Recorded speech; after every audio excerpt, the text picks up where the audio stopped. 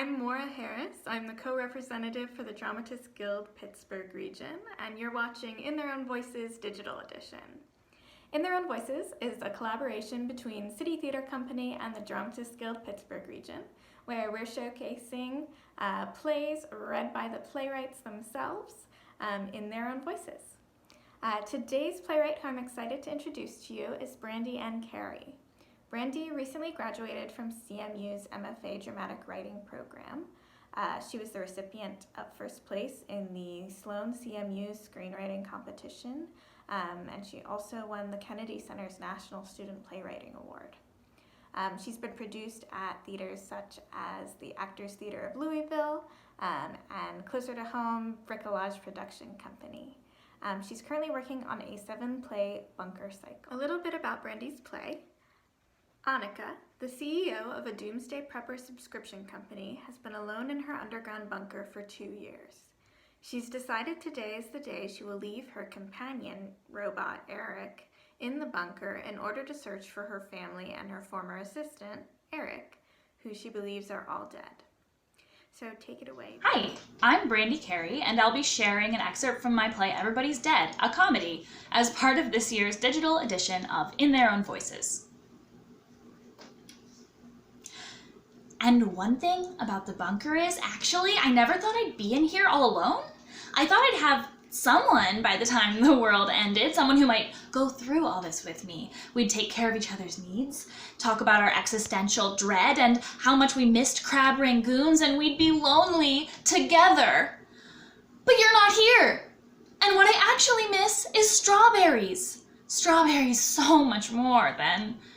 I never ate them before, never ate fruit, didn't even like it, really, but now I can't get it. Well, I've been thinking about this for so long. About a year ago, I almost opened the doors. Well, like I said before, the system is designed to not let me open the doors, but the doors will automatically open if the interior of the bunker becomes compromised, dangerously uninhabitable. Like if there's no oxygen, or if it fills with water, or smoke. Like if I start a fire. Like if I light all this stuff on fire, which I'm about to do. Don't worry about all the movies and non-perishable edible goods. They're each in their own pod within the bunker, which are separately airtight, flame-retardant, waterproof, and insulated, so they're protected even if damage is sustained to other parts of the building, which is about to happen. So, about a year ago, I thought the best way to get out of here would be to trigger the emergency system by shorting out the generator.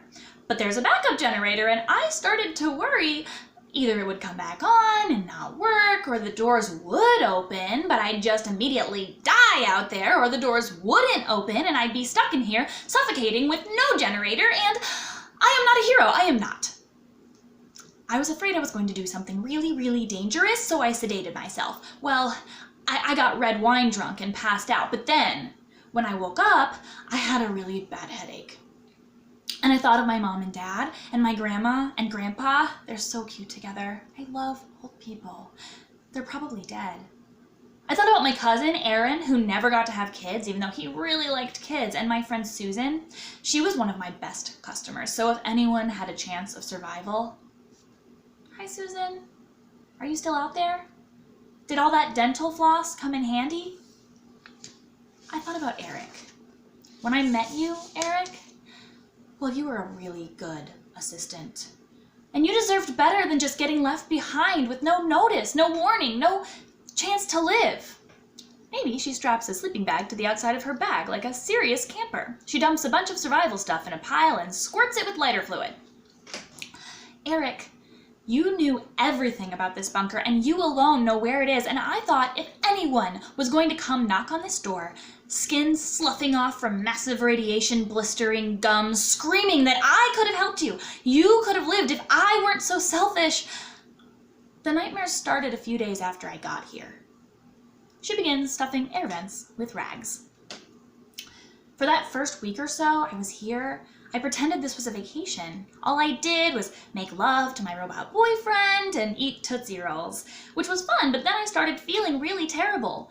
And not just from the unhealthy diet. I was selfish. I have always been incredibly selfish, but I thought Finally, I can be alone without having to blame myself for my loneliness. It was the apocalypse, not my personality. But the dreams. In some of the dreams, you're immediately obliterated. Those are kind of a relief. It's over quickly, just a mushroom cloud in the distance, but most of the time it's screaming. Blood, panic, fear, vomiting slime as the radiation poisoning sets in, hallucination, iron rods growing out of the tips of your fingers, teeth falling out of your formerly beautiful mouth. I wake up sweating through my pajamas, and it's not regular sweat. It's this rank, humid fear sweat. I can't even wash out the smell. I just live with it now. I'm gonna burn that too. I mean, I'm trying to stay on track here, but full disclosure, this is not only about saving people, okay? I need to excise a few personal flaws. She dumps flannel pajamas and onesies with animal ears on the pile of junk. Hold on just a little longer. I'm coming. I promise I'm coming. Here are some facts. I hired Eric on January 2nd, 2019. I hired him to be my personal assistant on the clock 24/7. I hired him because I thought he was handsome. Which is a terrible reason to hire someone, but also he was brisk, efficient, calm.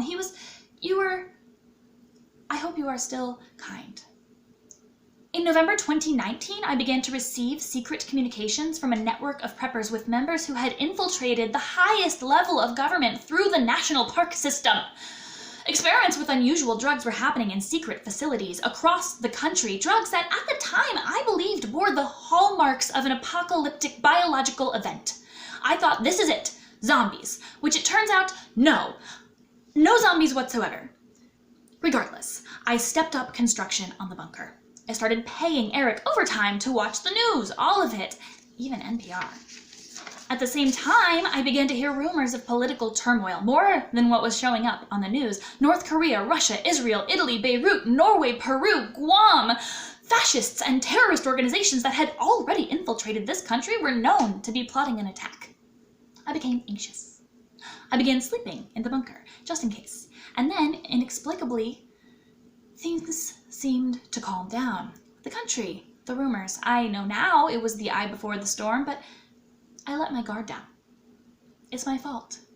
It's my fault. I started to get distracted by stupid things. Things that I forgot I used to want.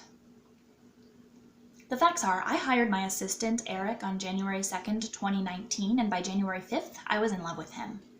The facts are, I thought over and over, after the bunker is built, I'll tell him. After this business trip, I'll tell him then.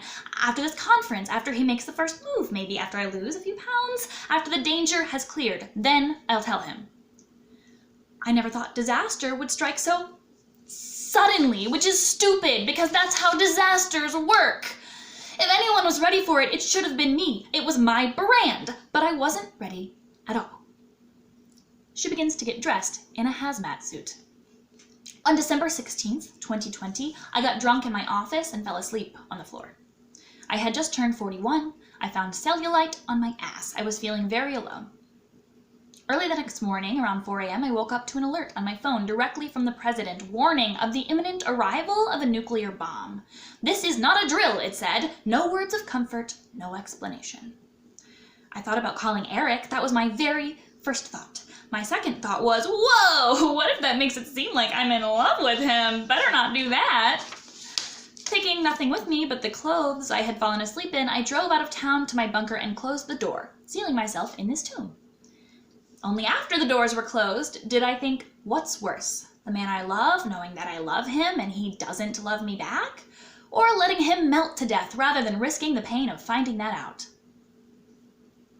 Sometimes I have nightmares that I'm shriveling up to a dry husk in here, and I'll just crisp up like a bag of potpourri until I'm too weak and flaky to get out of bed one day, and when they find me in 100 years, the Intibot will still be fucking the faded aromatic pile of leaves that is my dead body. More often, I have nightmares that the system will malfunction, and even though the bunker is filling with smoke, the doors won't open, and I'll burn alive in here, and my last thought will be, is this what it was like for them? Is this the fate that I left for everyone I've ever known or loved? Maybe I deserve that. She lights a match and drops it on her pile of stuff. Flames. It's time to get this over with.